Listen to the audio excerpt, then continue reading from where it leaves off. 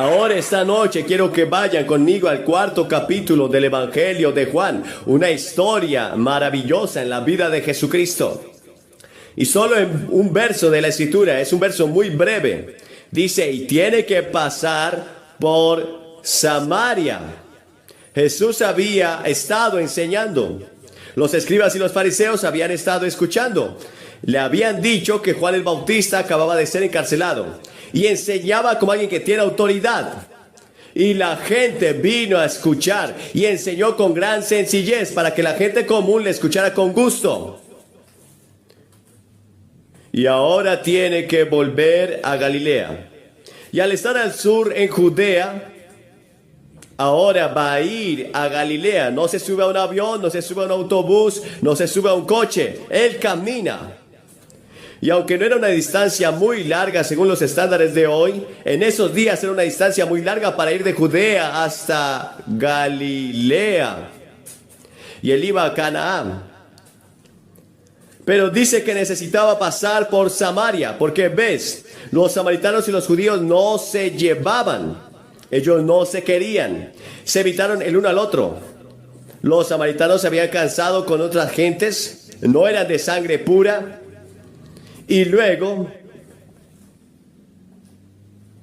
el pueblo judío siempre se iría por el lado oriental o se iría del lado oeste del río Jordán para evitar pasar por Samaria. Pero Jesús dice, necesita pasar por Samaria. ¿Por qué?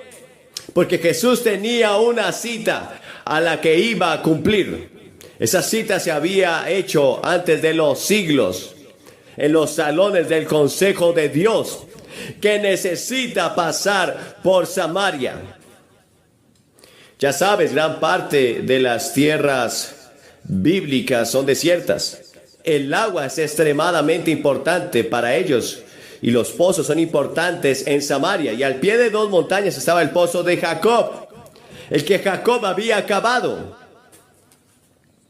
No solo hay agua que usted bebe para sus necesidades físicas, sino que hay agua espiritual. Jesús dijo, yo soy el agua de la vida. Jeremías dijo, porque mi pueblo ha cometido dos pecados. Me han dejado a mí fuente de aguas vivas y han cavado para sí cisternas rotas que no retienen el agua. En varios lugares la Biblia se refiere a las personas que no tienen agua espiritual. Seréis como el jardín que no tiene agua, dice Isaías capítulo 1.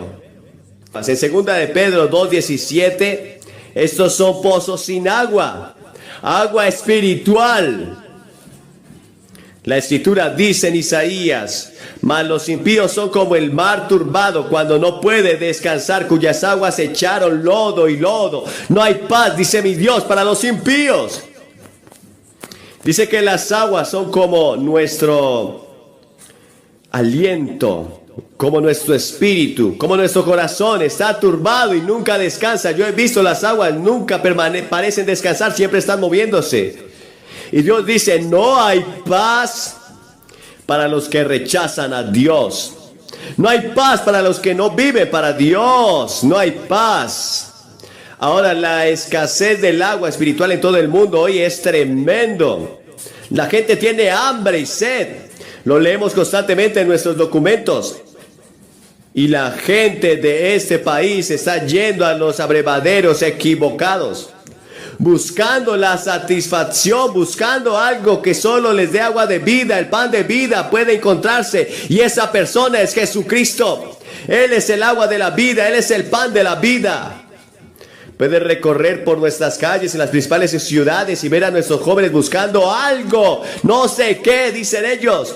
Como esa niña de la Universidad de Harvard, lloró durante varios días y finalmente el psiquiatra dijo, no puedo hacer nada por ella. Así que llamaron a la familia para que viniera y vinieron el padre y la madre. Y ella finalmente dice a su padre, padre, quiero algo, pero no sé qué es, no sé qué será. Y muchas personas son así.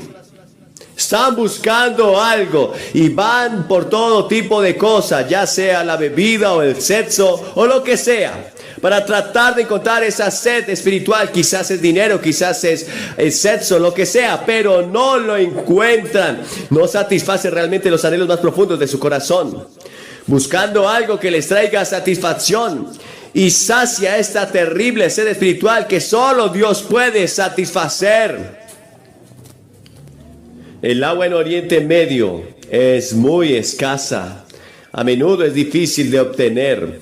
Un hombre que tiene un pozo de agua es a veces mejor que si tiene un pozo de petróleo. Muchas guerras se han librado por el agua. En el texto de hoy, Jesús está enseñando en Judea. Está pasando por Samaria.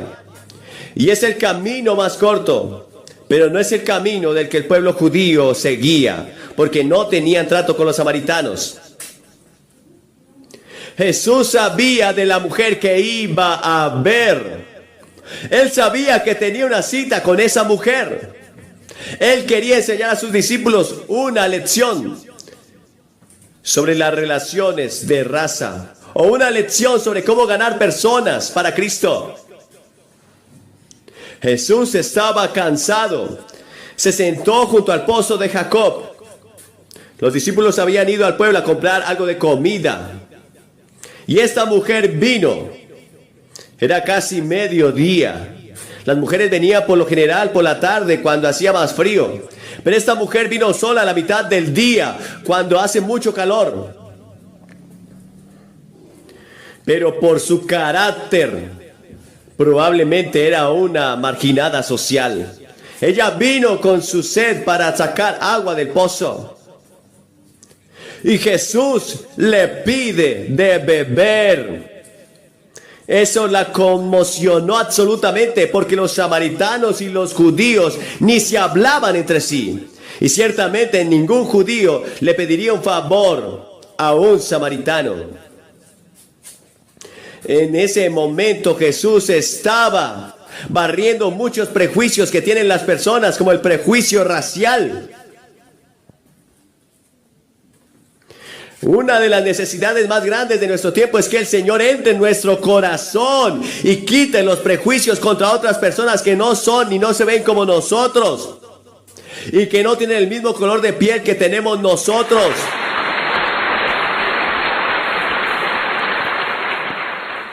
Se necesita oración de tiempo completo. Decir, oh Dios, quita esto de mi corazón.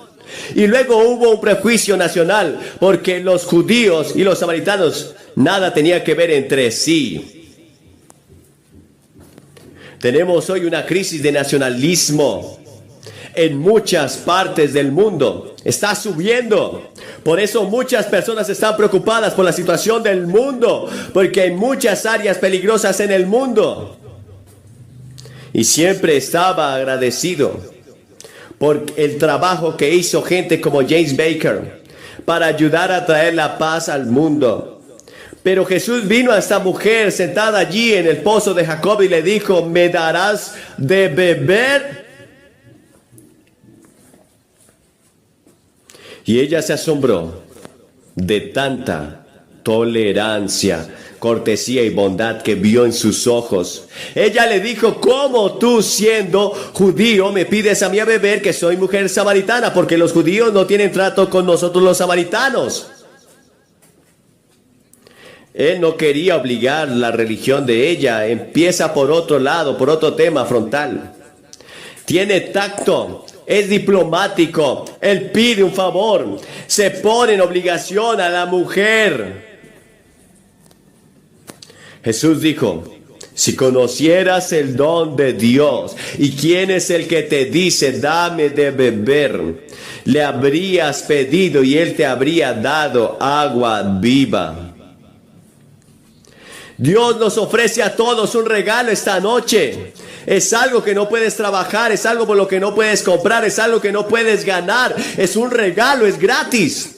Es agua espiritual. Es el perdón de todos tus pecados por la cruz y la resurrección de Jesucristo. Isaías, el profeta, dice en el capítulo 55, oíd todos los sedientos, vengan a las aguas, y los que no tienen dinero, vengan y compran. Y coman, y vengan y compren vino y leche sin dinero y sin precio. ¿Por qué gastan el dinero en lo que no es pan? El profeta preguntó. ¿Y ustedes trabajan para lo que no satisface? Lo que trabajas tanto y lo que deseas tanto y lo que salgas a disfrutar no satisface. Esta mujer respondió. Ella dijo, Señor, usted no tiene con qué sacar y el pozo es muy profundo. ¿Dónde va a conseguir esa agua viva de la que hablas? Y ella confundió el tipo de agua de la que estaba hablando. Estaba hablando del agua viva, eterna. Ella volvió al pozo, estaba hablando de esa agua. Ahora la Biblia enseña que somos ciegos a las glorias y a la emoción del amor de Dios y al Evangelio. En 2 de Corintios 3:14 Dios dice, pero en sus mentes están cegadas. 2 de Corintios 4:3 y dice, pero si nuestro evangelio está oculto para los que se pierden, en los cuales el Dios de este mundo ha cegado la mente de los creyentes para que no les resplandezca el glorioso evangelio de Cristo, que es la imagen de Dios. Debe brillar para ellos. Hay un poder sobrenatural que te ciega. Espiritualmente ciego andas. Físicamente tienes una vista perfecta, pero espiritualmente eres ciego. Estás cegado por una fuerza espiritual externa llamada el diablo. Y en 1 Corintios 2 dice, pero el hombre natural no percibe las cosas que son del Espíritu de Dios, porque le son locura. Tampoco puede conocerlos porque son discernidas espiritualmente. Jesús dijo, todo el que bebe esta agua volverá a tener sed. Pero el que beba del agua que yo le daré no tendrá sed jamás. Pero el agua que yo le daré será en él un pozo que salta para vida eterna. Esa agua te ofrece él esta noche. Es tu llamada a tu espíritu, es tu mente sedienta de algo más en la vida que no has encontrado. Oh sí, puedes ser bautizado, puedes haberte confirmado en la iglesia y eres una buena persona y vas a la iglesia y en lo profundo de tu corazón algo falta y no sabes qué es. No hay cumplimiento de la satisfacción y la paz que deberías tener. ¿Y qué crees que Dios te podría dar? ¿Qué debes hacer? Bebe del agua viva. Jesús proporciona el agua viva en la cruz. Él fue a la cruz, como tan hermosamente cantó la señora Baker hace un momento. Y allí fue golpeado y vulnerado. Ese no era su verdadero sufrimiento. Su verdadero sufrimiento vino cuando dijo, Dios mío, ¿por qué me has abandonado? En ese momento terrible, terrible y misterioso, Dios había cargado sobre él los pecados del mundo. Tus pecados, mis pecados, en un mal fueron puestos en Jesús. Tomó el juicio y el infierno que yo merezco en esa cruz. Jesús estaba ofreciendo a esta mujer agua para su alma sedienta. Nuestras almas están vacías, solitarias y culpables. Ella sentía el vacío de su profunda alma y dijo, Señor, dame esta agua, yo tengo sed. Ella era muy sincera, pero la sinceridad no solo es suficiente. Hace unos años en el Rose Bowl, un hombre recogió un balón en el fútbol. Todos gritaron, todos se pusieron de pie porque el marcador estaba empatado. Y él corrió para anotar un touchdown, pero se había equivocado de cancha. Y marcó para el otro lado. Fue muy sincero. Nunca viste un hombre más sincero como lo mirabas a él. Pero estaba equivocado. Puedes ser sincero en tu religión. Puedes ser sincero y estar equivocado, pero hay un camino, dice la Biblia, que parece correcto, pero su fin es un camino de juicio y de muerte. Puedes estar en el camino equivocado.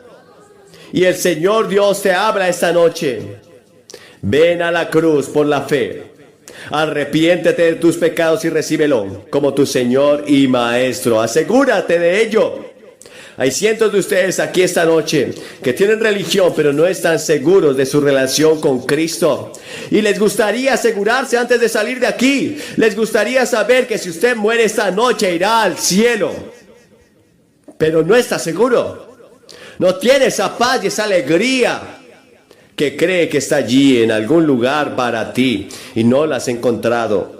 Ven y toma esta agua viva que es Cristo esta noche. Ahora el reino de Dios no se entra fácil. Jesús dijo que tienes que pasar por una puerta estrecha, caminar por un angosto camino. Y usted puede ser incomprendido y perseguido y usted puede sufrir por su fe. Así que Jesús le dijo, ve y llama a tu esposo, ve y llama a tu esposo. ¿Qué lugar tocó en su vida? Él conocía sus pecados. Él conoce el tuyo. ¿Qué inundación de abrumador culpa y remordimiento trajo esto? Ella se retorció. Era como si mil y mil palabras le hubieran encendido en su corazón. Cada secreto sucio de su vida saltó al deslumbramiento. Ninguna persona puede venir a Cristo hasta que no haya convicción de pecado, de que has pecado contra Dios. Y usted se debe arrepentir. Y el arrepentimiento significa cambiar de opinión, cambiar de dirección, cambiar de forma de vivir. Significa que estás dispuesto a cambiar. Ella lo encubrió en parte y dijo, no tengo marido. La escritura dice que el que encubre sus pecados no prosperará. Jesús suavemente le dijo, técnicamente tenía razón, ella no tenía marido. Ella había tenido 5 maridos y el hombre con el que vivía ahora no es tu esposo. Ella dijo 2 cosas. Señor, percibo que usted es un profeta. Y por favor, Señor, dame de esta agua viva. La quiero, la necesito, lo necesito en mi vida. En ese momento ella actuó a la luz de lo que tenía, que no era mucha. No hay que saber mucho cuando vienes a Cristo. No tienes que saber todo el evangelio. No tienes que saber la Biblia. Solo ven cómo eres. El ladrón en la cruz no sabía mucho, pero se volvió a Jesús mientras moría y dijo, Señor, recuérdame cuando entres en tu reino. Solo recuérdame. No tenía tiempo para unirse a una iglesia. No tenía tiempo para ser bautizado. No tenía tiempo para nada. Solo dijo, Señor, recuérdame. Eso es todo lo que necesitas, porque Jesús dijo, hoy estarás conmigo en el paraíso. Jesús dijo, Dios es espíritu y los que le adoran deben adorarle en espíritu y en verdad. Y tú y yo estamos para adorar a Dios en espíritu y en verdad. ¿Dónde adoras a Dios? No es lo importante. Así se adora a Dios. Usted lo adora en oración, en la lectura de la Biblia, en dar diezmos a la iglesia, en ir a la iglesia. Adoramos a Dios, lo adoramos. Y todo lo que hacemos es un acto de adoración, si conoces a Cristo. En todas estas maneras adoramos a Dios. Jesús hizo la mayor de todas las revelaciones para ella cuando dijo, sé que viene el Mesías, que se llama el Cristo. Cuando Él venga nos va a explicar todas las cosas. Jesús le dijo, yo soy Él, yo soy el Mesías. ¿Qué impacto eso fue para ella? Estaba hablando con el Mesías que tanto los samaritanos y los judíos estaban buscando y estamos buscando hoy. En ese momento ella se convirtió. En ese momento su nombre fue escrito en el libro de la vida. En ese momento ella tenía garantizado un lugar en el reino de los cielos. Y a partir de ese momento ella se convirtió en testigo. Ella mostró que había conocido a Cristo. Dejó su pozo de agua y entró en la ciudad y dijo a los hombres, no a las señoras, porque probablemente no tenía nada que ver con ellas. Los hombres la conocían. Así que ella le dijo a los hombres: vengan a ver a un hombre que me dijo todas las cosas que he hecho. ¿No será este el Cristo? ¿No será este el Señor Jesucristo? Ella fue. Aquí estaba una mujer evangelizadora, evangelizando entre los hombres, hablándoles de Jesús. Ella no tenía mucha teología para decirles. Ella no sabía qué decir. Todo lo que ella decía: vengan y vean a Jesús, y Jesús cambiará tu vida como Él cambió la mía. ¿Ha estado con Jesús de esa manera? ¿Has venido? ¿Estás seguro de que tus pecados son perdonados en esa cruz? Él dijo: Señor, he pecado. Lo siento por mí. Lo siento por haber pecado. Estoy dispuesto a cambiar mi forma de vivir y venir por fe. No entiendo todo, pero vengo por fe. Te recibo como mi Señor y Maestro y mi Salvador. Hemos visto a cientos de personas cada una de estas 2 noches que hemos estado aquí. Yo le pido a la gente que venga y se pare frente a la plataforma. Y mientras vienen ustedes, dicen: Señor, yo voy a ti. Quiero asegurarme de mi relación contigo. Quiero estar contigo. Quiero esa agua viva en mi propia vida y en mi casa. Esa agua viva quiero en mi obra. Ahora, en mi vida, en mi mundo, en todo momento. Tengo sed. Necesito a Dios. Necesito asegurarme. Nunca sabemos cuándo va a llegar el momento, cuando tenemos que enfrentar a Dios. Voy a pedirle que se levante esta noche y se asegure de su relación con Cristo. Si estás con amigos o familiares, ellos te van a esperar y puedes reunirte después con ellos. Voy a orar contigo, darte una palabra y decirte algo. Después puedes llevarte esto a tu casa y estudiar y leer, y esto te ayudará a crecer. Todo el estadio, desde el estadio superior hasta arriba y hasta abajo, toma 5 minutos para que vengas. No dejes que la distancia te aparte de Cristo, porque nunca volverás a tener un momento como este. Ven ahora. En Pittsburgh pasó algo cuando puedes venir y hacer tu compromiso como este. Jesús dijo: si no estás dispuesto a reconocerme públicamente delante de los hombres, no te reconoceré ante mi Padre que está en los cielos. Así que levántate esta noche. Ven, te vamos a esperar. Ven. Jesús murió en la cruz públicamente por ti, sangrante. Ahora puedes venir públicamente y decirle: sí, Señor, usted puede estar aquí sentado, usted puede estar allá, puede estar aquí arriba, donde quiera que esté. Dios te está hablando. Hay una voz que dice que debes venir a Cristo. Te vamos a esperar mientras vengas ahora mismo. Y esta agua viva te está esperando. Quiero hablarles a las personas que están viendo por televisión y decirles algo sobre la ciudad de Nueva York. Es un gozo y un privilegio para mí y mis colegas volver aquí a Nueva York. Por algún tiempo he visto señales que dicen: amo Nueva York. Y eso es verdad para mí. Me enamoré de Nueva York hace años. Le dije al alcalde Dickens la semana pasada que lo visité, que él y los líderes de la ciudad siempre estarían en mis oraciones y que Dios estaría con ellos para ayudarlos a resolver los problemas de esta ciudad. Pero no pueden resolverlos sin su ayuda y no pueden resolverlos sin la ayuda de Dios. Vamos a tener que volvernos a Dios. Acudimos a todo y fallamos. Ahora acude a Dios. Algunas iglesias y sinagogas, cuando piensan en las necesidades agonizantes de las personas, han abandonado la proclamación de nuestra relación con Dios o con Cristo. Y hemos adoptado un objetivo político y social que, si se sale de balance, puede dejar las almas y las bancas vacías. Con todos los que hablo están de acuerdo en que Nueva York es el lugar más solitario del mundo.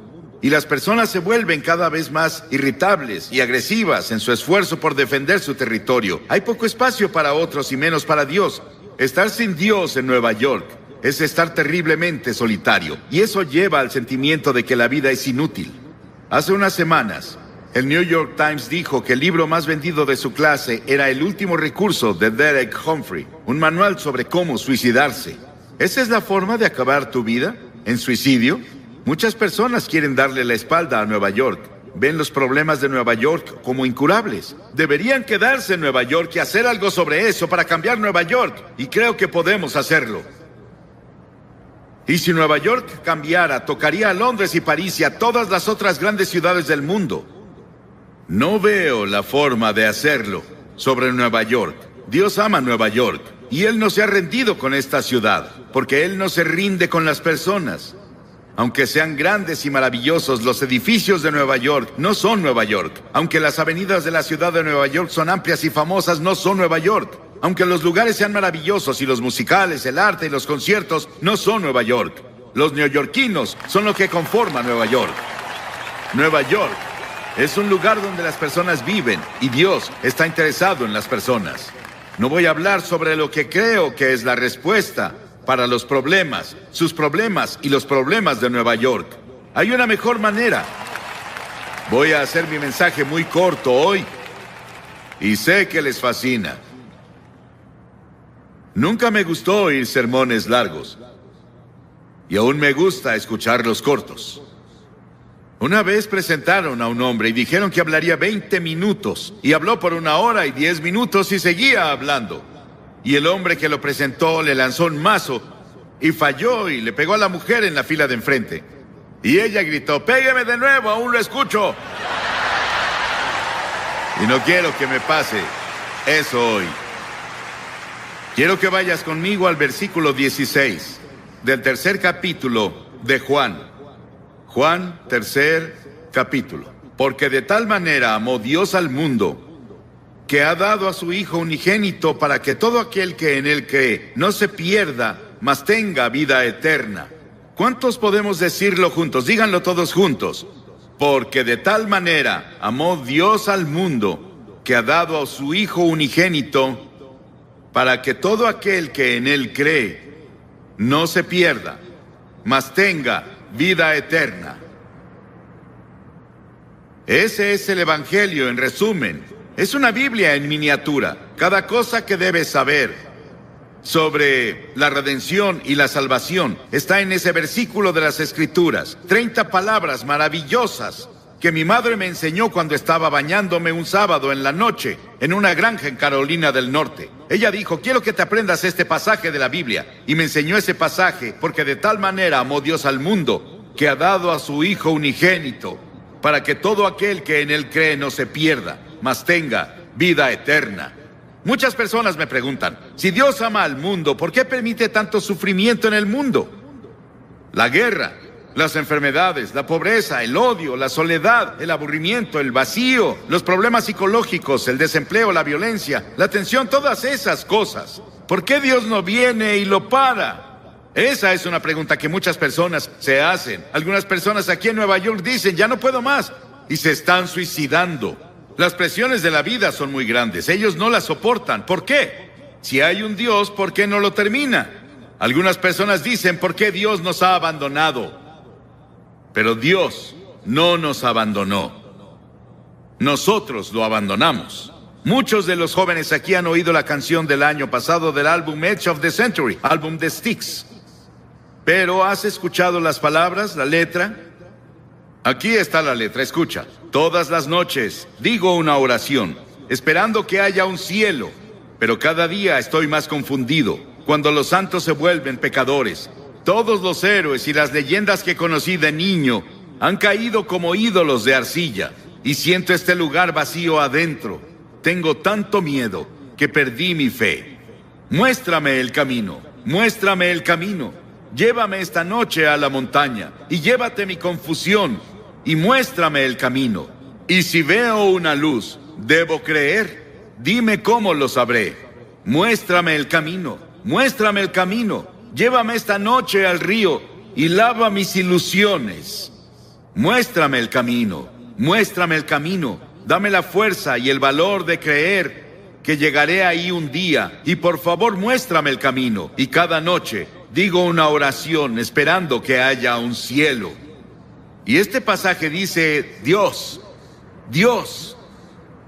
¿Crees en Dios? Sí. No puedo probar a Dios. No puedo llevarte a un laboratorio científico y probarte que hay un Dios. Pero la Biblia nos enseña sobre Él. Él es el creador. En el principio Dios creó los cielos y la tierra. Todas las estrellas que ves en la noche, si pueden verlas en Nueva York, Dios las creó y las colocó. Él también es espíritu. La Biblia dice Dios es espíritu y quienes lo adoran deben hacerlo en espíritu y en verdad. Él no tiene un cuerpo como tú y yo. Él solo podría estar en un lugar a la vez si tuviera un cuerpo como estos. Pero Dios es espíritu y está en todos lados al mismo tiempo. Puede estar en Rusia, puede estar en China, puede estar en América, puede estar en África, puede estar en Latinoamérica, puede estar en todos lados al mismo tiempo. Dios también no cambia. Yo soy el Señor Dios que no cambia, dice la Biblia, en el cual no hay mudanza ni sombra de variación, dice Santiago. La Biblia enseña que Dios es un Dios santo, absolutamente santo. Él no puede ignorar el pecado. La Biblia también nos dice que Él es un Dios de juicio, pues Dios juzgará toda obra, aun la realizada en secreto. Piénsalo, cada cosa secreta que hiciste, todos tus pensamientos secretos, las cosas que pensaste que nadie sabía, un día serán sacadas a la luz y vas a ser juzgado. La Biblia dice que Dios ha fijado un día en el que juzgará al mundo. Piénsalo, fijó un día, un momento en el que Él va a juzgar al mundo y tú estarás ahí. Dios, pero Dios también es un Dios de amor. Mi madre me amaba, pero ella no me amaba ni cercano a lo mucho que Dios me ama, y eso parece imposible de creer. Mi esposa me ama, yo la amo. Tengo 5 hijos, los amo. Tengo 19 nietos, los amo, y espero que ellos me amen. Tengo 3 bisnietos, creo que me aman, y los amo, y sé que todos aman al Señor. Pero nada puede compararse con el amor de Dios. Tuvieron que inventar una nueva palabra en griego para decirnos algo sobre el amor de Dios. Dios es un Dios de amor. Él te ama. Y si hay una cosa que quiero que te lleves de este gran parque cuando te vayas hoy, es esto: Dios te ama. Dios te ama. Dios te ama. Y Dios está interesado en ti. Y Él tiene contados tus cabellos. Él ve al pajarillo caer. Sabe todo de ti y te ama. No importa cuántos pecados hayas cometido o lo que hayas hecho. Podrías haber llegado tan bajo como Nicky Cruz lo describió, su vida hace rato, pero Dios te ama. Y si Dios pudo cambiar a Nicky Cruz y cambió a Johnny Cash, Dios te cambiará, si se lo permites. Y Él puede hacerlo hoy. Comienza ahora. Sí, Dios es un Dios de juicio. Él traerá juicio a cada obra, y Él estableció un día en el que Él traerá el juicio al mundo. Pero Dios también es un Dios de amor. Nada se compara al amor de Dios. La Biblia dice, Dios es amor. Sí, los he amado con amor eterno, dice Jeremías. Y por esa razón Dios creó al hombre. ¿Te has preguntado por qué estás aquí? ¿Por qué Dios creó los humanos? ¿Y cuál es el propósito de los humanos? Dios te creó porque Él es un Dios de amor. Y Él quería que otras criaturas en el universo pudieran elegir amarlo también. Entonces, Él creó al hombre, Adán y Eva. Él los puso en un paraíso perfecto. Y creemos que se localizaba en un país que ahora se llama Irak, en la cabeza del Golfo Pérsico. Mucho de la Biblia se escribió en Irak, Nínive, Babilonia, Ur de los Caldeos, de donde viene Abraham. Y Abraham es el padre de los judíos, de los cristianos y del pueblo islámico.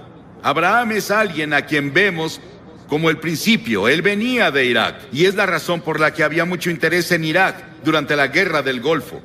Por eso muchos libros fueron escritos en la Biblia sobre el Golfo. Y Dios creó al hombre y lo puso en el jardín del Edén, un ambiente perfecto, un paraíso perfecto. Y Dios le dio al hombre una elección. Dios dijo, quiero que tengas todo el fruto del jardín, salvo un árbol. No puedes comer de ese árbol. Dios probó al hombre. Y Dios dijo, si comes de ese árbol, vas a romper mi ley, vas a sufrir y morirás. Y el hombre rompió la ley de Dios. Dios le dio el libre albedrío para elegir, y el hombre eligió rebelarse contra Dios. Escuché un talk show en la tele el otro día. Pude escuchar a casi todos. Discutían qué está mal con la naturaleza humana. ¿Por qué las personas hacen las cosas que hacen? ¿Por qué las personas cometen los crímenes que hay? ¿Por qué las personas dicen mentiras? ¿Por qué hay tantos celos? ¿Por qué hay tantos problemas en el mundo? Es porque el hombre está enfermo. Y la enfermedad se llama pecado. ¿Cuál es la principal causa de la guerra? El crimen, el engaño y el fraude. ¿Por qué debemos tener hospitales y cárceles con barrotes en las ventanas y fuerzas policíacas y fuerzas militares? Nuestros problemas sociales básicamente son morales y espirituales. Y los problemas morales requieren una solución religiosa. Todos estos problemas indican que algo está mal con la naturaleza humana. Las personas esperan que la tecnología o la fuerza política nos salven. Pero Dios dice, tu problema está en tu corazón. El primer pecado que se cometió fue cometido en un paraíso. Es un problema del corazón. Jesús dijo, porque del corazón salen los malos pensamientos, los adulterios, la fornicación, los homicidios, los robos y las calumnias. La Biblia dice en Romanos 6, la paga del pecado es muerte. La Biblia dice, pecado es romper la ley. ¿Qué ley? La ley de la conciencia. ¿Has ido en contra de tu conciencia? Cometiste un pecado. ¿Alguna vez has roto alguno de los 10 mandamientos? Eres pecador. No has cumplido los requerimientos del sermón de la montaña. Eres un pecador. No cumplimos lo que Dios requiere. Somos pecadores ante Dios. Y el pecado se interpone entre Dios y tú. Se interpone entre tú y la paz. Entre tú y la felicidad. Entre el gozo y tú. Entre tú y la seguridad de que si mueres irás al cielo. Salomón, el gran rey de Israel, una vez dijo, no hay un hombre sin pecado. Estamos alejados de Dios. Recordemos eso. Estamos separados de Dios. A pesar de eso, Él aún nos ama. Sí, hay un infierno. Hay un infierno en esta vida. Pero también hay un infierno en la vida venidera, si estamos separados de Dios. La Biblia enseña que la muerte tiene 3 dimensiones. Hay una muerte natural. Cuando mueres, vas a ser sepultado o vas a ser cremado, como sea que lo hagan. Desaparecemos de esta tierra. Pero hay una muerte espiritual. Dentro de ti viven tu alma o tu espíritu. Esa es la parte de ti que vive para siempre. Es la parte con la que tienes comunión con Dios. Y has quebrado la ley de Dios y como resultado estás espiritualmente muerto. Estás muerto para Dios. Y esa muerte continuará a lo largo de toda la eternidad después de que mueras. Y no vas a estar ahí con miles de personas divirtiéndote como muchas personas describen el infierno. Vas a estar solo. Vas a estar en una terrible soledad ahí. Y eso es el infierno. Y podemos tener infierno en esta vida. El infierno en la vida venidera. Y eso se llama muerte eterna. Las palabras que Cristo usa en el Nuevo Testamento para describir el castigo al pecado son pérdida, perecer, condenar, castigo, infierno. Dios vio toda esta confusión y nos vio tropezando en la oscuridad. No sabíamos qué hacer con nuestro ser. Estábamos aburridos por un lado, o muriendo físicamente por el otro. Dios decidió hacer algo al respecto con su amor. Dios no podía olvidarnos, o no cumpliría su palabra, no sería Dios. Dijo que si pecabas, morirías. Que si pecabas, sufrirías. Debemos sufrir y morir para que Dios cumpla su palabra. Un día caminaba con uno de mis hijos en un sendero de Carolina del Norte. Pisamos un hormiguero y vimos abajo y había hormigas muriendo y sufriendo y su casa estaba destruida. Mi hijo me dijo, papá, ¿no sería genial que las ayudáramos a reconstruir su casa y las lleváramos a sus hospitales? Y dije, sí, pero somos muy grandes y ellas chiquitas.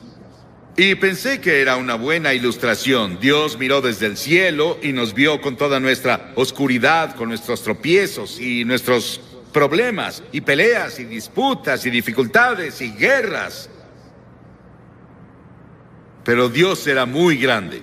Somos muy pequeños. Parecemos hormigas arrastrándose en este planeta. ¿Qué podía hacer Dios? Dios decidió hacer algo al respecto. Dios se volvió hombre. Dios se volvió hombre, y ese hombre es el Señor Jesucristo.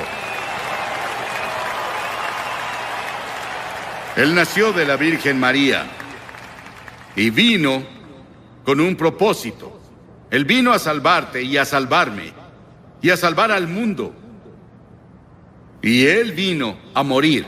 Es el único hombre que vino al mundo con el propósito de morir. Llevó nuestros pecados a la cruz. Lo llevaron fuera de Jerusalén y lo clavaron ahí los romanos, no los judíos, los romanos. Lo llevaron fuera de los muros de Jerusalén y lo clavaron en una cruz. Y Él derramó su sangre. Y en ese terrible momento, cuando estaba ahí, dijo: Dios mío, ¿por qué me has abandonado? Y en ese terrible momento hizo 7 agonizantes expresiones. Y en esas expresiones Él nos decía que se llevó nuestros pecados. Fue hecho pecado por nosotros. Piénsalo, Él fue hecho pecado. Se volvió culpable de tu adulterio. Se volvió culpable de todos los pecados sexuales que cometiste. Se volvió culpable de toda la envidia y los celos y las peleas y los asesinatos y homicidios que lees en los periódicos casi a diario. Él lo hizo pecado por nosotros. El Señor puso sobre Él la iniquidad de todos nosotros. Piénsalo. Él tomó nuestros pecados. ¿Y qué debemos hacer? Debemos arrepentirnos del pecado. A lo largo de todo el Antiguo Testamento, los profetas decían: arrepiéntete. El primer sermón que Jesús predicó fue: arrepiéntete. En todo el Nuevo Testamento escribió: arrepiéntete, arrepiéntete, arrepiéntete, arrepiéntete. ¿Qué significa arrepentirse? Significa que confiesas a Dios: he pecado contra ti, Señor, lo admito. Significa que te vuelves de tus pecados. Estás dispuesto a dejar que Dios haga su voluntad en tu vida y estás listo para seguirlo y servirlo desde ahora. Eso es arrepentimiento. Hace unos días, en nuestro pan diario llamado Llévame a la Cruz, Cliff Barrows me dio esta maravillosa historia. Un policía, un oficial, estaba patrullando una noche en un pueblo del norte de Gran Bretaña, cuando escuchó un sollozo entrecortado. Vio a un niño en la sombra sentado en una puerta y las lágrimas corrían por sus mejillas. El niño dijo: estoy perdido. Por favor, lléveme a casa. El policía comenzó a nombrarle calle tras calle, intentando ayudar al niño a recordar dónde vivía. Él nombró tiendas y hoteles en el área, pero no tuvo éxito. Luego recordó que en el centro de la ciudad había una iglesia con una gran cruz blanca que sobresalía por arriba de la ciudad. Él la apuntó y dijo: ¿vive cerca de eso? La cara del niño de inmediato se iluminó. Sí, señor, lléveme a la cruz. Encontraré mi casa desde ahí. Y si vienes a la cruz hoy, hay un camino. Si vienes por el camino de la cruz, si estás perdido, el único camino a casa es ir a la cruz. La cruz de Cristo dirige a los perdidos a su hogar eterno. Pero Jesús no se quedó en la cruz. Él resucitó de los muertos. Dios resucitó de los muertos. No voy a hablarte sobre un Jesús muerto. Voy a hablarte sobre un Jesús vivo. Y ese Cristo vivo puede venir a tu corazón hoy por el Espíritu Santo y hacerte una nueva persona. Darte una nueva visión de la vida. Quitarte esa soledad. Quitarte esos pecados que has cometido y limpiarlos, para que cuando Dios te vea, no vea tus pecados. Estás justificado a sus ojos, como si nunca hubieras pecado. Y luego la Biblia enseña que Jesucristo vendrá de nuevo un día. Estuve en Jerusalén y estuve hablando un día con el rabí en jefe. Y le pregunté: Señor, ¿cree que el Mesías va a volver? Y él dijo: sí, claro. Y dije: yo también. Pero creo que cuando venga, usted verá que es Jesucristo. Él se rió por un momento con su taza de café y dijo, no se rió, me sonrió. Y dijo, claro, esa es nuestra diferencia. Ambos esperamos al Mesías, pero nosotros creemos que será Jesucristo. Verán al Hijo del Hombre venir sobre las nubes del cielo con gloria, con gran poder y gran gloria. Va a volver y establecerá su reino. Sí, el comunismo no ganó. Ningún ismo va a ganar. Solo Cristo va a ganar.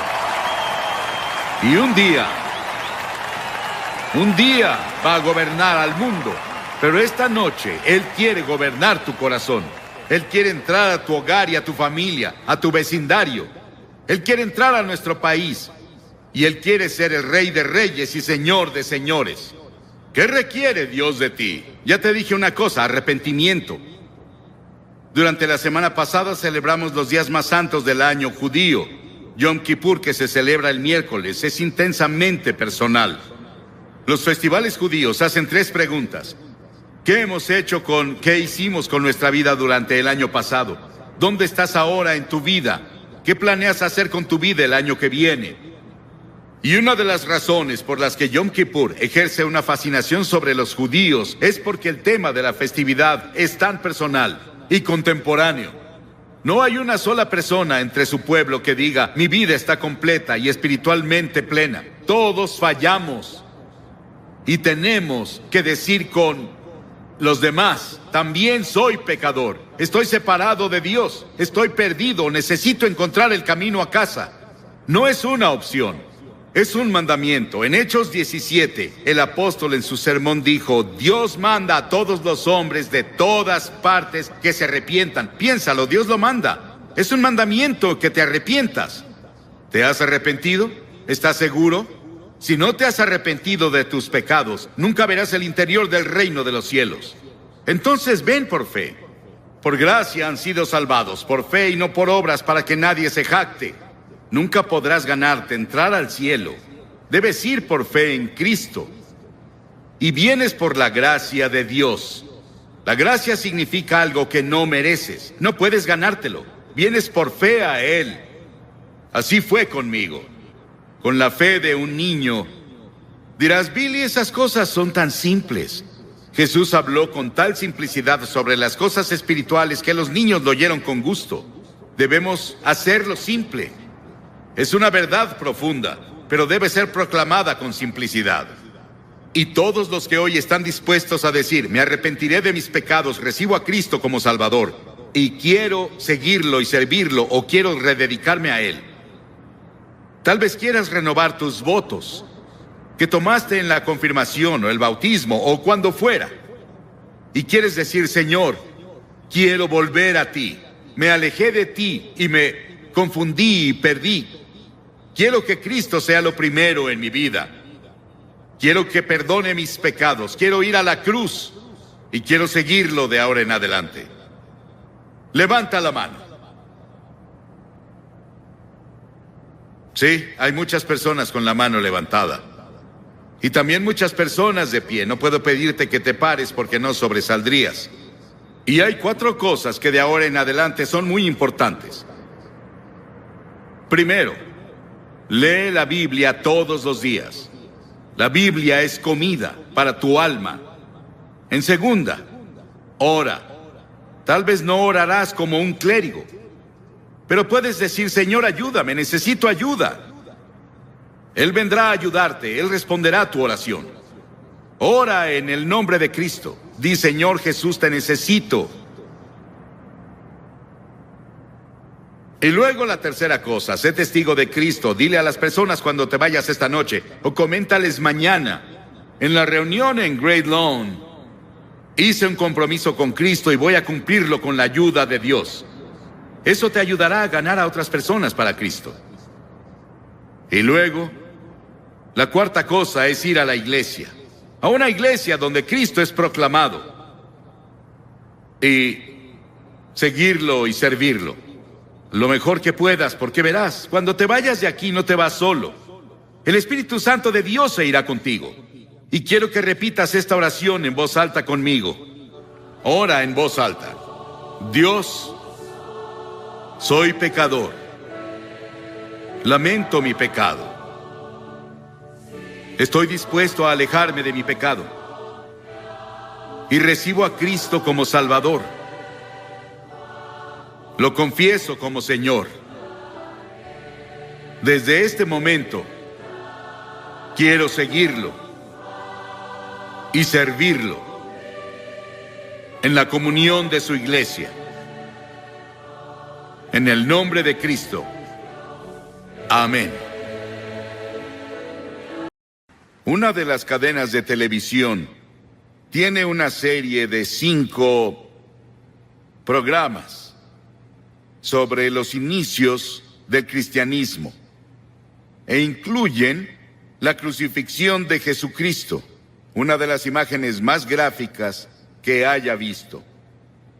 Y entre todos los emblemas del mundo, ninguno es admirado, glorificado y adorado como la cruz. Fue el instrumento del sufrimiento de Cristo y de su muerte, y también el instrumento de nuestra salvación. La historia de la cruz es muy interesante, porque se remonta a India, se remonta a China, mucho antes de que Cristo viniera. Y las víctimas, como saben, eran atadas a la cruz con cuerdas o sus manos eran clavadas y eran dejadas a morir.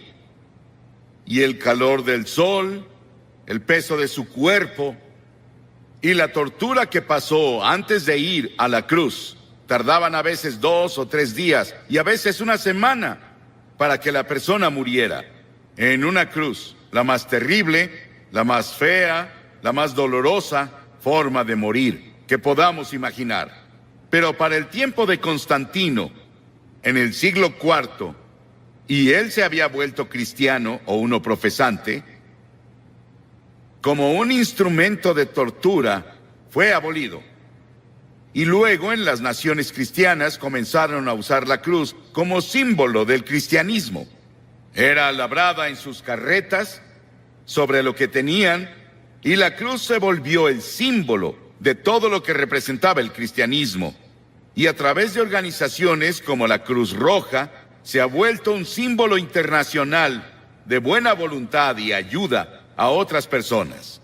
Hebreos, el 6º capítulo, dice: es imposible aquellos que una vez iluminados, que han saboreado el don celestial, que han tenido parte en el Espíritu Santo y que han probado la buena palabra de Dios y los poderes del mundo venidero, si se apartan, no pueden renovar su arrepentimiento, ya que crucifican contra sí mismo al Hijo de Dios de nuevo y lo exponen a la vergüenza pública.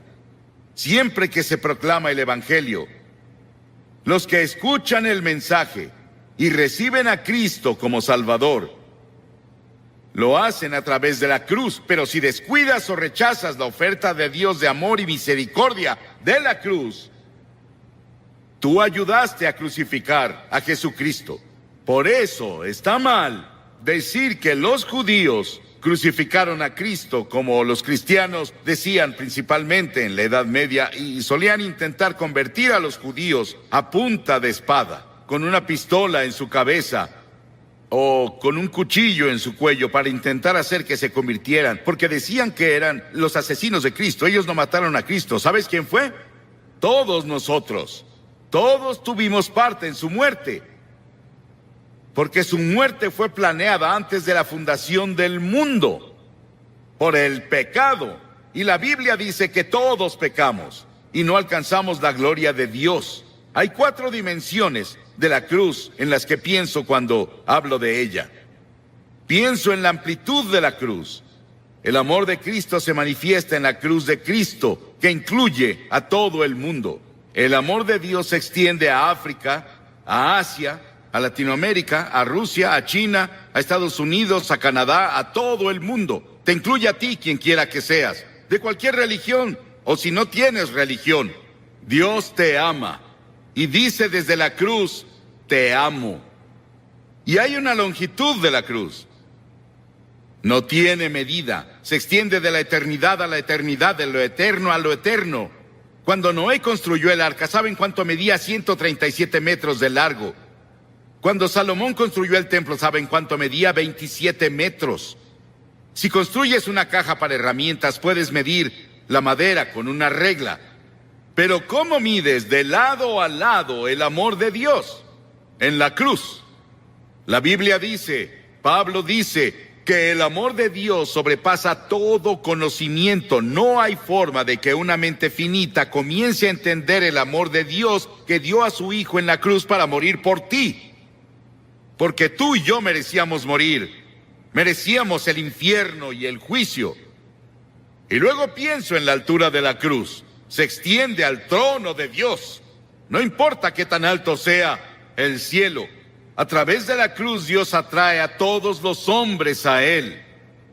Y tú debes tomar una decisión sobre Jesucristo. Los científicos buscan en el espacio más y más y más lejos, y no pueden huir de Dios. El tema de la astronomía y el tema de la frontera espacial me emociona. Hay científicos aquí esta noche, saben mucho más sobre la altura del universo de lo que yo puedo explicar. Pero el cielo está por ahí. No sabemos exactamente dónde. Dices, ¿crees que el cielo es un lugar? Sí, creo que es un lugar. Creo que voy a ver las calles doradas y caminaré por ellas. Y creo que voy a vivir creo que en una choza. Algunos de ustedes vivirán en mansiones. Sí, el cielo va a ser un lugar glorioso. Y no puedes ir más allá del amor de Dios incluso en el cielo.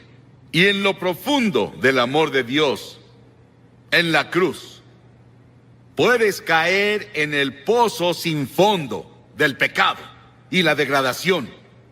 Y puedes vivir como un animal. Puedes ser un asesino. Puedes ser un violador. Puedes ser lo que sea. Pero no puedes ir más allá del amor de Dios. La cruz cubre hasta las mismas puertas del infierno. ¿Qué tan profundo es? Hay personas hoy que intentan ver qué tan profundo pueden ir al corazón de la tierra. ¿Y qué tan profundo es el espacio? No pueden escapar de Dios. Porque mientras estudiamos las profundidades de la energía, buscamos la unidad. Es una de las razones por las que estudian eso en Illinois. La Biblia dice que profundas son las riquezas de la sabiduría y del conocimiento de Dios. Atrae a cada pecador a la exaltada altura del cielo. Pero yo, cuando sea levantado de la tierra, atraeré a todos a mí mismo, dijo Jesús. Piensa en la cruz por un momento y en su sufrimiento, por ti y por mí. Dice que Jesús soportó 5 heridas básicas, que los médicos definen como: primera,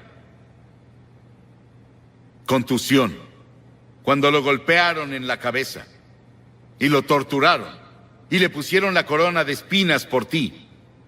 Laceración, le descubrieron la espalda y con látigos de cuero largos con ganchos de acero en la punta lo golpearon hasta que sangraba, de pies a cabeza. Era el método romano, torturaban a los prisioneros antes de llevarlos a la cruz. Luego hubo penetración, cuando le enterraron la corona de espinas en la frente y su cabeza sangró. Hubo una perforación cuando clavaron los clavos en sus manos y pies. Hubo una incisión cuando le pusieron la lanza en el costado. Ese sufrimiento, esos clavos en sus manos y pies, los pusimos tú y yo y todas las personas del mundo, porque todos tuvimos parte en la muerte de Cristo por nuestros pecados. Nuestros pecados lo pusieron en la cruz y tú participaste.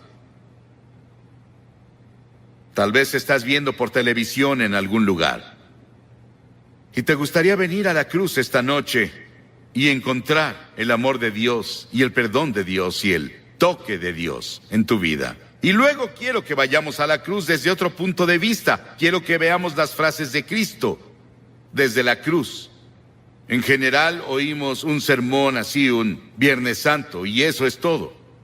Pero la mayoría no vamos a la iglesia el Viernes Santo, y nunca lo oímos. Hay 28 profecías en el Antiguo Testamento sobre la cruz, capítulos enteros. Está Génesis 22 y Salmo 22 e Isaías 53 y Levítico 16, que especialmente tienen que ver con el sufrimiento de Cristo en la cruz. Cientos y miles de años antes de que Él fuera a la cruz. Estaban bajo la inspiración del Espíritu Santo, los autores del Antiguo Testamento. Y los primeros vienen del Salmo 22. Jesús estaba citando las Escrituras cuando dijo: Dios mío, ¿por qué me has abandonado? Es una cita del Salmo 22, pero luego vas un poco más lejos y verás por qué lo dijo. Porque las Escrituras dicen: tú eres santo. Nunca entenderás el Antiguo Testamento con todos sus sacrificios de sangre. Nunca entenderás la Biblia Nunca entenderás la muerte de Cristo en la cruz hasta que entiendas que Dios es santo y justo y puro y que no puede ni siquiera ver el mal. En ese terrible momento de agonía del Señor Jesucristo en la cruz, Él estaba solitario, olvidado por sus amigos. Y luego llegó una sombra por primera vez desde que la eternidad comenzó entre Dios el Padre y Dios el Hijo, porque Dios no puede ver el pecado, porque en ese momento Él puso tus pecados y los míos en Cristo, y Cristo sufría por nosotros. Y en ese momento misterioso fue hecho pecado por nosotros el que no conoció pecado. ¿Sabes qué significa? Fue hecho pecado. Él no conocía pecado. Nunca dijo una mentira. Nunca tuvo un pensamiento malvado. Nunca tuvo avaricia o lujuria. Y de pronto, toda esa suciedad y mugre de tu vida y de mi vida descendieron en Él. Y nadie entenderá nunca el misterio de ese momento. Ningún teólogo puede explicarlo, que me convenza al menos. Fue el gran amor de Dios por ti que permitió que su Hijo tomara ese sufrimiento. Y la segunda cosa de la cruz que oímos es cuando Él dijo, tengo sed. Y ese es el cumplimiento del Salmo 69:21. Y cuando dijo, tengo sed, le dieron vinagre a beber, mezclado con hiel, y cuando Él lo probó, no lo bebió. Lo probó, como leemos en Juan, en otro de los evangelios, pero Él no lo tomó. ¿Por qué? Porque hubiera sido un sedante. Le hubiera quitado algo del sufrimiento. Y Él estaba ahí para tomar todo el sufrimiento con conciencia absoluta. Por ti y por mí. No lo aceptó. Él debía sufrir la terrible agonía y llevar nuestros pecados a la cruz consciente. Por ti. Y si hubiera sido la única persona en todo el mundo, habría muerto por ti.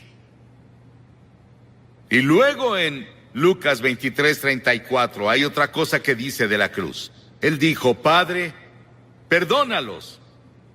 No saben lo que hacen. Estaba hablando de esos soldados que lo estaban clavando. La multitud que estaba ahí que gritaba e injuriaba contra Él. 72,000 ángeles sacaron sus espadas listos para venir a rescatarlo. Y Él dijo, no. Lo hago porque los amo. Verás, tú y yo hemos pecado contra Dios, quebramos sus leyes, y Él dijo, el día que rompas mis leyes, sufrirás y morirás. Él se lo dijo a Adán y Eva, ellos rompieron la ley. Pecaron, eso significa. Y verás, Dios nunca quiso que nadie muriera. Y Dios no creó el infierno para nosotros. Pero deliberadamente nos rebelamos contra Dios. Y Dios no sería Dios, Él no sería justo y recto y santo si viniera a darnos palmaditas y dijera, te perdono. Teníamos que morir por nuestros pecados, o alguien calificado tenía que morir por nosotros, y esa persona calificada era Jesucristo, y Él se ofreció a hacerlo. Él murió en nuestro lugar. Oí sobre una mujer que le escribió a un columnista y dijo que su cura para la culpa era ir a su propio jardín, cavar un agujero en la tierra, recostarse boca abajo, decir de que era culpable y confesar todas sus faltas en ese lugar que cavó y luego cubrirlo. Las personas harán casi de todo para enterrar sus culpas. El lugar para deshacerse de ellas es la cruz. Por siglos las personas han hecho cosas desesperadas para enterrar la culpa. James Nelson, sobre quien leímos el año pasado, de joven, en una escena llena de alcohol, golpeó a su madre hasta matarla con un ladrillo. Estuvo 9 años en prisión y durante ese tiempo conoció a Cristo en la cruz y tuvo un profundo arrepentimiento y confesó a Cristo como su Salvador y Señor. Comenzó a estudiar la Biblia y comenzó a ser predicador laico. Y el año pasado fue ordenado en la Iglesia de Escocia como ministro presbiteriano. El perdón de Dios, el amor de Dios, el poder de la cruz para cambiar y perdonar. Qué maravilloso y grandioso. Y otra cosa que hizo en la cruz, que es la cosa más conmovedora para mí en el mundo. Ahí parada ante la cruz, su madre. Y él miró a Juan, uno de sus discípulos, y le dijo: Juan, mira a esta mujer. Y ella dijo, él le dijo a María, su madre, la llamó mujer, igual que lo hizo en Caná de Galilea 2 veces, la llamó mujer. Él dijo: mujer, he ahí a tu hijo. Y desde ahí, Juan, su amigo y discípulo, se encargó de su madre.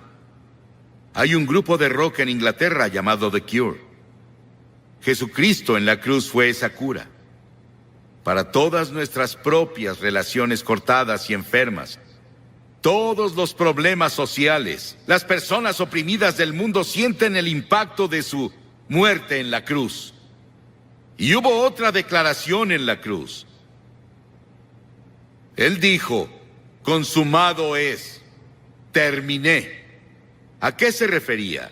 En Juan 17 él dijo: he terminado el trabajo que me diste a hacer. Dios le dio un trabajo a hacer y el trabajo era morir en la cruz. Para esto he nacido, dijo él, vino a morir. Es el único hombre que vino para morir. Para eso vino. Nos preguntamos por qué él no alimentó a todos y no curó a todos. Pudo hacerlo. Eso habría sanado cuerpos y alimentado personas hambrientas, y él lo hizo por compasión, pero su trabajo era la cruz. Y por eso la cruz es tan importante, porque ahí enfrentas la eternidad. Verás, el cuerpo irá a la tumba, pero tu alma, tu espíritu, que es parte de ti, vive para siempre, y vive dentro de tu cuerpo, seguirá vivo y vivo y vivo. ¿Dónde vas a pasar la eternidad? ¿En el cielo o el infierno? Se decidirá por la cruz lo que haces con la cruz. Porque desde la cruz Él te pide que te arrepientas de tus pecados y lo recibas como Señor y Salvador. Sí, fue consumado. Y luego dijo algo más. En Lucas 23, y cuando Jesús había clamado en voz alta, dijo: Padre, en tus manos encomiendo mi espíritu. He visto a personas morir. Bastantes personas morir. Oigo su estertor de muerte en su garganta. Pero no hubo estertor de muerte en la garganta de Jesús. No le quitaron la vida a él. Él la entregó voluntariamente y dijo en voz alta, noten que es voz alta, dijo: te encomiendo mi espíritu. En tus manos, Señor, encomiendo mi espíritu. Él entregó su espíritu a Dios el Padre. Y al decir esto, Él nos otorgó a cada uno de nosotros la posibilidad del regalo de la vida eterna. Puedes tener vida eterna esta noche. Estábamos perdidos, confundidos, sin un propósito ni significado en la vida, sin seguridad de una vida futura. Y Jesús desde la cruz nos alcanzó por la muerte y nos rescató. Y le decimos hoy, Señor y Salvador. ¿Estás seguro de que Él es tu Señor y tu Salvador? Miles de personas van a la iglesia, pero no están seguros de si han entregado sus vidas a Cristo. Y luego al final hubo una declaración que le hizo al ladrón en la cruz. Las masas abajo gritaron: si eres el Hijo de Dios, baja y sálvate tú. Y otros le decían: salvó a otros, pero no puede salvarse él. Se burlaban, abucheaban, se reían. Y ambos ladrones lo criticaban. Verás, él estuvo en la cruz por 6 horas. Y las 3 primeras horas, ambos lo estaban criticando y burlándose de él, como las multitudes abajo. Pero uno de los ladrones comenzó a ver. Ambos eran culpables. Ambos merecían morir según las leyes romanas.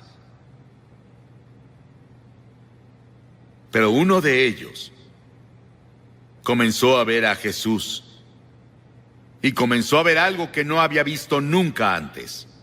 Él vio que Jesús era diferente y comenzó a decirse: debe ser el Hijo de Dios, debe ser el Señor.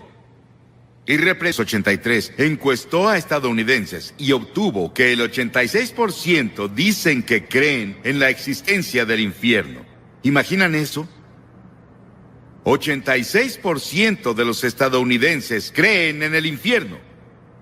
Nunca puedes entender el infierno hasta que primero entiendes el gran amor, misericordia y gracia de Dios. Y nunca debe ser predicado por ningún predicador sin lágrimas. He escuchado predicadores predicar sobre el infierno como si se alegraran del infierno y de que las personas vayan ahí. Pero yo no. No me gusta predicar sobre eso. Solo lo hago porque me mandan las escrituras que predique la palabra. Y es respaldado por el amor, la misericordia y la gracia de Dios que yo debo predicar. Verán, el infierno no fue hecho para el hombre. El infierno fue creado para el diablo y sus ángeles. Pero algunos se han tomado la libertad y la imaginación de distorsionar la idea de un juicio futuro. Hace que las personas digan que Dios no es un Dios de amor. Y ellos distorsionaron el concepto bíblico del amor de Dios. Una señora dijo hace tiempo: odio pensar en el infierno. Yo también. Y también odio el pecado que los envía ahí. Odio la guerra. Odio el hecho de que las personas mueran de hambre en el mundo. Pero la guerra es una realidad en el Líbano y en lugares así. Y la hambruna es una realidad en nuestro mundo, por desgracia. Que yo lo odie no cambia los hechos. Y odiar, morir, no cambia el hecho de que voy a morir. Y Pablo le escribió a Timoteo diciendo: predica la palabra. Y si voy a ser fiel a mi llamado como ministro del Evangelio de Jesucristo, debo incluir en esa palabra lo que nuestro Señor Jesucristo enseñó en el tema del infierno. Un clérigo dijo que si usaba el infierno en el púlpito, las personas lo echarían. Bueno, sé que en Carolina del Sur llegué a un pueblo hace unos años en los que tenían 13 o 14, no, 16. Señales de reducir la velocidad y parar, porque muchas personas se habían matado en esa intersección. ¿Eso aplica para el estado de Carolina del Sur, poner señales para advertirles a las personas? ¿Es correcto que yo les advierta esta noche lo que Jesús enseñó y lo que la Biblia enseña de principio a fin? ¿Está mal que un hombre sacuda una linterna para detener a las personas en un cruce de vía? ¿Está mal ondear una bandera para advertir que viene un juicio? Recuerdo que hace años estábamos en Mississippi y había una carretera estrecha y venía uno de esos terribles tornados. Y un puente fue arrastrado en el torrente de agua. Y un hombre salió esa noche cuando vio lo que pasó e intentó advertir a los autos con su pañuelo mojado y una linterna. Y ninguno de ellos paraba y 5 de ellos cayeron y los ocupantes de los autos murieron. Jesús curó a una persona mentalmente enferma. Una vez, el Gadareno, y un hombre poseído por demonios. Y las personas le pidieron a Jesús que los dejara en paz. Y él respondió su oración. Él los dejó solos. No tienes que escuchar este sermón esta noche. Puedes decir: no quiero escuchar esto. Déjame en paz. Y Jesús podría responder tu oración y dejarte en paz. Y si te dejas solo, el Espíritu de Dios, nunca podrás encontrar perdón de pecados y nunca entrarás al paraíso. Las personas no quieren ser advertidas sobre el juicio y el infierno. Y dirás que no es asunto mío. Bueno, imagina que eres alguien ahogándose y yo tengo el bote del Evangelio y no dejaré que te ahogues, si puedo ayudarte. Eres un hombre hambriento y yo tengo el pan de la vida, no voy a dejarte sin pan. Eres un hombre envenenado, lleno del veneno del pecado, y yo tengo el antídoto del Evangelio de Cristo y no te dejaré morir, no te dejaré solo. Estás en la oscuridad y perdido, yo tengo la luz del Evangelio y no te dejaré solo. Estás en atadura y yo hablaré la verdad que te traerá libertad. Estás enfermo y yo hablaré de verdad que te traerá salud. Estás en el camino amplio que lleva a la destrucción y yo hablaré la verdad que te transferirá al camino estrecho que lleva a la vida eterna. Estás en una tormenta en el mar y te hablaré la verdad que te llevará al puerto de la seguridad. Y algunas personas dicen que en realidad no estamos perdidos. El diablo le dijo eso a Eva en el jardín del Edén. Cuando Dios dijo que morirás si comes el fruto del árbol prohibido. El diablo llegó a susurrar en su oído en la serpiente y dijo, de seguro no morirás. A eso se le llama universalismo. En otras palabras, todos son salvados. Solo no lo saben. Algunas personas lo dicen y tenemos una forma sutil de universalismo que se está filtrando a todo grupo evangélico de hoy, de que de seguro no moriremos. Que no existe eso del infierno. Pero creo que existe, de acuerdo con las enseñanzas de las Escrituras. Creo que es intuitivo. El hombre en todo el mundo cree que un día tendrá que dar cuentas y va a tener que sufrir de cierta forma por la vida desobediente que vivió aquí. Y luego Jesús constantemente lo enseñó. Nadie en las Escrituras habló más sobre el infierno que Jesús.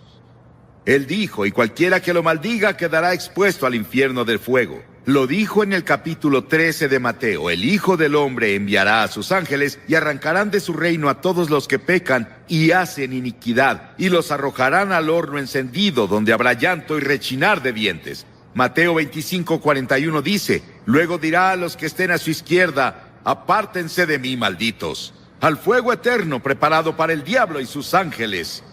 Si tu mano te hace pecar, córtatela. Más te vale entrar manco en la vida eterna que con tus 2 manos ser arrojado al infierno. Dijo que es mejor vivir la vida con un ojo, una mano, una pierna, que ir al infierno con todo. La Biblia enseña que hay al menos 3 tipos de infierno. Primero, está el infierno en el corazón. Miles de personas aquí tienen un infierno en su corazón. Y ahí es en donde comienza. La mayoría en el mundo asume que la naturaleza humana es buena, pero la Biblia nos enseña que básicamente es mala.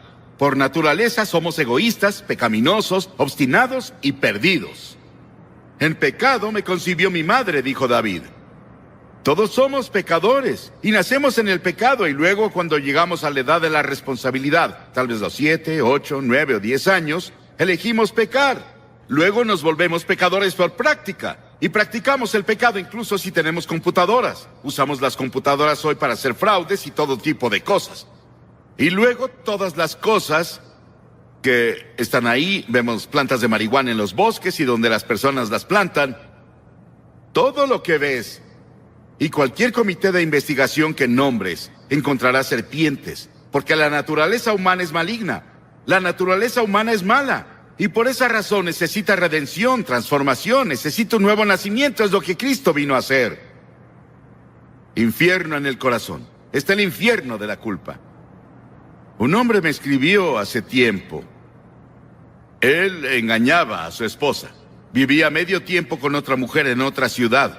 Y dijo, estoy viviendo un infierno. Él se vio atrapado y era un infierno.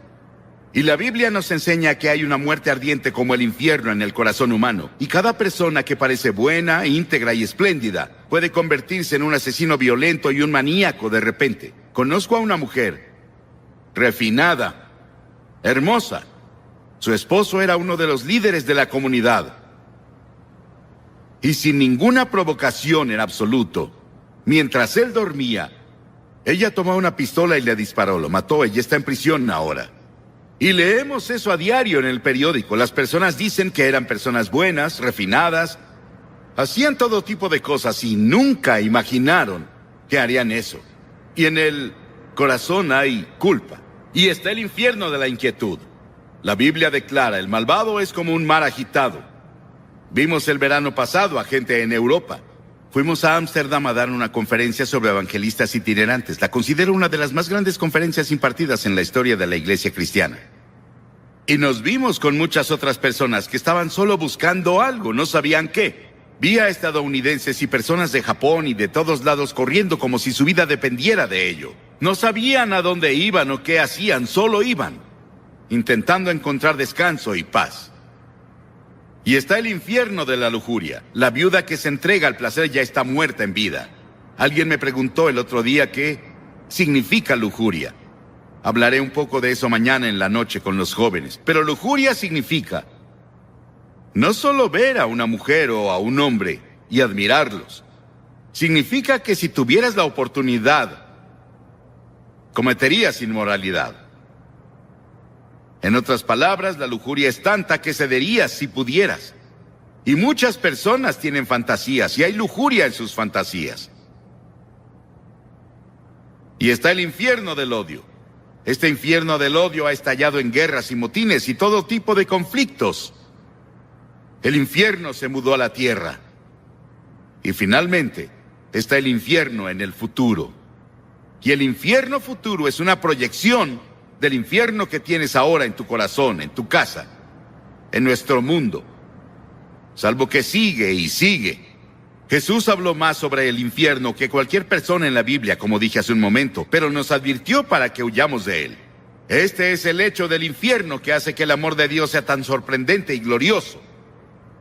El hecho de que se hizo para el diablo y sus ángeles, escuchamos al diablo y seguimos al diablo y hacemos lo que el diablo dice. Y Dios nos ama tanto que pensó en un plan para salvarnos, para que nunca tengamos que pasar un día en el infierno. ¿Cuál es la naturaleza del infierno? Bueno, hay muchos misterios que rodean este tema. Esencial y básicamente es la separación de Dios. Estamos separados de Dios por el pecado, y eso continúa en la eternidad. Y hay 3 palabras que Jesús usó para describir el infierno. Él usó la palabra muerte. Verás, Dios es vida, y estás separado de la vida de Dios. Estás muerto. Espiritualmente muerto, separado de Dios. Y luego usó la palabra gran oscuridad. Dios es luz, estamos separados de la luz. Vivimos en oscuridad. Y luego usó la palabra fuego. Y seguido me pregunto si ese es un fuego terrible dentro de nuestros corazones por Dios, por la comunión con Dios que nunca puede ser saciado. Hemos rechazado a Dios, le hemos dado la espalda a Dios. Nunca podemos conocer a Dios. Se indica en esta historia que este hombre no tenía una segunda oportunidad. Se indica en esta historia que este hombre se volvió muy evangelístico. Él quería alcanzar a sus hermanos. Piénsalo, él estaba en el infierno. Y quería que sus hermanos fueran alcanzados por alguien. Que fuera a su casa y les advirtiera a sus hermanos que no fueran ahí. Hagan lo que sea, pero no vengan aquí. Y esas personas que se han ido antes, tal vez están sufriendo las punzadas del infierno por una eternidad. Estarían aquí esta noche para advertirte. Vuélvete. Arrepiéntete de tus pecados. Recibe a Cristo. Asegúrate de tu relación. No vengas para acá. Es el desvanecimiento de la presencia de todo lo que es alegre y bueno y correcto y feliz. Y las Escrituras dicen, prepárate. Para conocer a Dios nos preparamos para todo salvo la muerte. Nos preparamos para la educación, los negocios, las carreras, el matrimonio, la vejez, pero no para el momento del juicio. Quitamos todo tipo de seguro que podemos si nos preocupamos sobre las pensiones de la vejez, la seguridad social y el resto de eso. Pero no tienes la seguridad de tu relación con Cristo. Está establecido que los hombres mueran una sola vez y después el juicio. La muerte es un suceso que cada hombre considera antinatural cuando se relaciona a él mismo, pero natural cuando se relaciona a otros. Sabemos que otro hombre va a morir. Sabemos que el cáncer va a atacar a otra persona. Sabemos que la otra persona morirá de un ataque cardíaco en un choque automovilístico, pero no yo. Y vivimos como si fuéramos a vivir para siempre, y no es así. Todo terminará en poco tiempo para todos aquí. Y estarás en la eternidad. ¿Dónde estarás? ¿Apartado de Dios o con Cristo en el paraíso? El hombre en la cruz que estaba muriendo con Jesús era un pecador terrible. Merecía ser crucificado. Merecía la pena según la ley. Y dijo que lo merecía. Y se volvió a Jesús y dijo, Señor, recuérdame cuando vengas en tu reino. Es todo lo que dijo, recuérdame. Él no tuvo tiempo de ser bautizado, no tuvo tiempo de unirse a una iglesia. No tuvo tiempo de hacer nada salvo creer. Y Jesús dijo, hoy estarás conmigo en el paraíso. Piénsalo. La primera persona que Jesús se llevó al paraíso con él era un ladrón, un asesino, un hombre que merecía el infierno. Pero en la cruz, Cristo estaba muriendo por personas como él. Y Cristo moría por personas como tú. Y las personas más difíciles de alcanzar no son como él. Ellos saben que son pecadores, saben que necesitan a Dios. Son personas como nosotros aquí, bien vestidos, vamos a la iglesia, tenemos un poco de religión, pero no es lo primero en nuestras vidas, no es lo principal en nuestras vidas. Y tenemos suficiente religión para evitar que tengamos una buena dosis de salvación de Cristo. Has sido vacunado.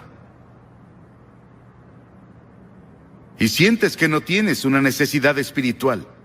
¿Qué hay de las personas que dicen que están felices y tienen buen ingreso, buen trabajo, una buena familia y todo? No necesito a Dios. No necesito a Cristo. ¿Para qué lo necesito? Vas a necesitarlo, hermano y hermana. Vas a necesitarlo mucho por mucho tiempo. Es mejor que vengas ahora mientras tienes oportunidad. La Biblia dice que ahora es la hora aceptable. Ahora es el día de la salvación. Ven mientras puedas. No puedes venir a Cristo cada vez que quieras. Solo puedes venir cuando el Espíritu Santo te ha convencido y te trae, y donde la palabra de Dios ha sido proclamada. ¿Has venido a Cristo? Como dije al principio, no me gusta hablar de ese tema, pero es parte de la Biblia. Y es una parte importante de las enseñanzas de Jesucristo. Y no estoy diciendo estas cosas de mí, solo estoy pasándote las enseñanzas de Cristo. Lo que Jesús enseñó. Y lo hago con un corazón roto.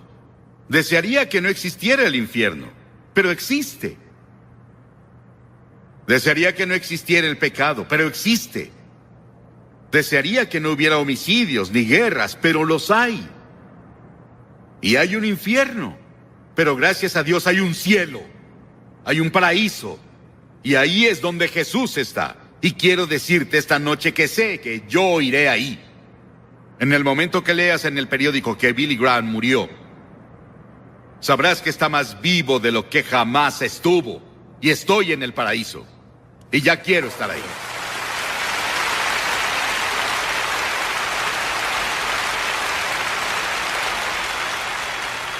Y miles de ustedes aquí esta noche pueden decir lo mismo, pero otros miles no. No pueden decirlo con seguridad, no están seguros. ¿No les gustaría estar seguros cuando se vayan de aquí que van camino al cielo?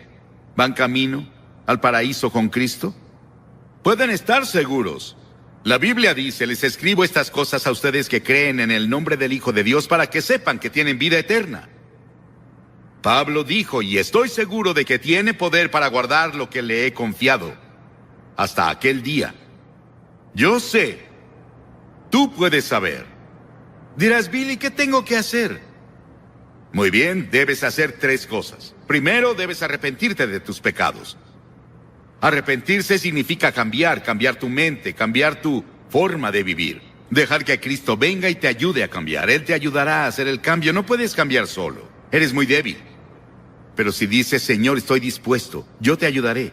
Y la segunda cosa es por fe recibir a Cristo que murió por ti y resucitó de nuevo. Por fe. No puedes entender todo. Pero ve por fe y confía y pon tu confianza total en Él y solo en Él.